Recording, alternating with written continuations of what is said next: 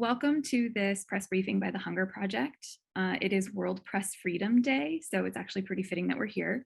My name is Sarah Wilson. I'm the Associate Director of Communications here at the Hunger Project, and it is my pleasure to introduce our President and CEO, Tim Pruitt. He is a food systems expert with over 20 years experience, including having served at IDE as CEO and in the private sector in Nigeria, working with farmers and local agriculture. Tim joined as president and CEO of the Hunger Project in early 2021, and today he's going to talk to you a little bit about the Hunger Project, the state of hunger in the world today, and our upcoming Day of Significance, World Hunger Day on May 28th. So with that, I hand it over to you, Tim. Thank you, Sarah, and great to be with you all. I'll just take a few minutes to talk about the Hunger Project. We'll talk a little bit about World Hunger Day, and of course, the state of hunger, which I know is on everyone's mind. It's in the news and it's affecting our own purchasing. So what about hunger in the world? First, the Hunger Project, global organization working to achieve the sustainable end of hunger, founded in 1977. And what we do is we facilitate individual and collective action designed to transform systems that keep hunger in place for the most vulnerable. We work in 13 countries in Africa, South Asia, Latin America. We also have fundraising offices in 12 additional countries in Europe, Australia, and elsewhere. Nearly 12 million people are engaged in our programs, either beginning or continuing their path to a self-reliant and hunger-free future. Now, following the invasion of Ukraine, these 12 million people are the ones currently that are facing the ripple effects of a collapsing food system, with things like dramatic increases in fertilizer costs and reduced seed availability, not to mention the price of food, which has skyrocketed. Now, for years, we saw a steady decline in the number of people living in hunger. But over the last 3 or 4 years, we've seen a steady increase in that number. The trend has reversed. And continually, we attribute that change to climate change and conflict. Then in 2020, the increase was no longer steady, it was dramatic. The impact of the pandemic on our global economy, 811 million people are without enough food every single day. Now, the majority of these people live in the very areas where the Hunger Project works. 420 million live in Asia, 280 million live in Africa, and at least 60 million live in Latin America and the Caribbean.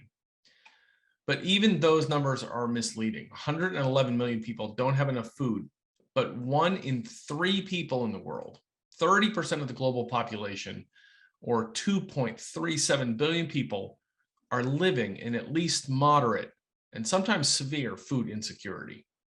What does that mean? They don't have access to adequate nutrition or reliable and consistent meals. 320 million of these people went food insecure in 2020 alone. So if we continue on this path, it's estimated that 660 million people will still be living in hunger when we reach 2030. That's double the current population of the US. Now, all this data I just cited, that's before the conflict in Ukraine. So what we're seeing in 2022 is truly unprecedented. It's like a perfect storm. Yes, we have the climate change, which is causing disruption in food systems. We have inflation, which is lowering the purchasing power. We have supply chain blockages, and now the war in Ukraine is inhibiting both production and food prices. And the end result is less food for people with the higher prices. We're seeing all countries react to this. Immediately after the invasion in Ukraine, Egypt, on the potential panic of what was setting in about rising food prices, Egypt guaranteed their people that the price of wheat would remain unchanged. And they did that because they knew what happened in 2008 and 2009. In 2008, first the prices went up on food, and in 2009 was Arab Spring. In Malaysia, they've now banned the export of palm oil, and they reversed that a little bit. But at the end of the day, countries are putting up more protectionist measures to make sure that their people don't suffer. Now, for those living in poverty, these price increases are detrimental. If 70% of your income goes to food, then a price increase like that means serious choices. It means moms choosing which child to feed that day, and it means going without food herself. So it's no surprising that the forecast going forward is so bleak. The World Food Program estimates that another 323 million will be forced into food insecurity in 2022 alone. So this World Hunger Day, May 28th, what we're doing is we're bringing together voices from the global community, development organizations, governments, and our very own program participants to shed light on the urgency of the crisis. Now, World Hunger Day is an annual day to call attention to the most pressing issues to fight world hunger. Now, why should we do this? Well, the Hunger Project founded the World Hunger Day in 2011 in the UK. The first World Hunger Day was launched at the Royal Albert Hall in London with a big concert and a special song featuring Dionne Warwick. Millions and thousands of organizations around the world now participate in World Hunger Day each year. So this year, we're using World Hunger Day to call attention to the collapse of the global food system, at least certain parts of it, and its potential to devastate not only the current population, but future generations as well. Young people are particularly vulnerable in a hunger crisis.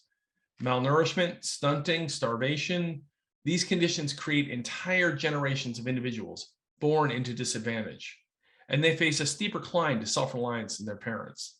They often have developmental disabilities that will last them throughout life, as those first 1,000 days are absolutely critical to human development.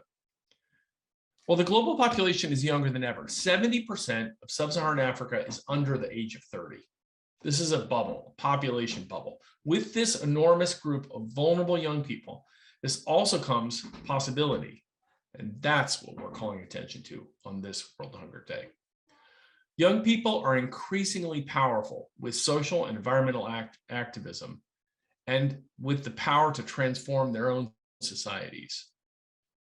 We see it in our programs around the world.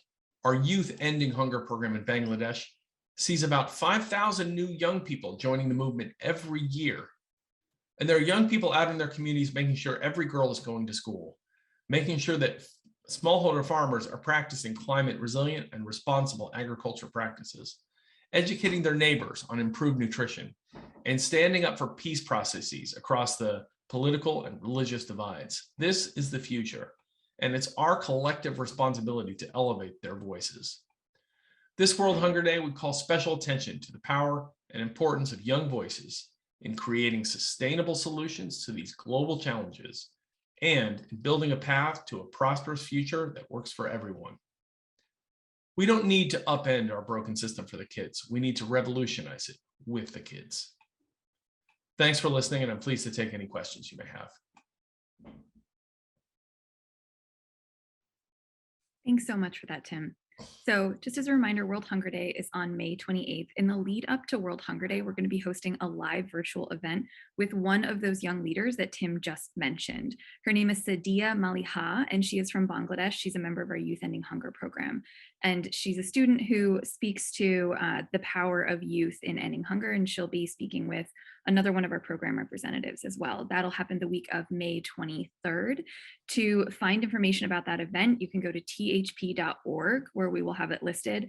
Also, worldhungerday.org is another place that we will have that listed. So again, World Hunger Day is May 28th. Thank you so much for listening. Thank you, Tim, for your time and your expertise. And yeah, that's about it. Thanks for the Hunger Project.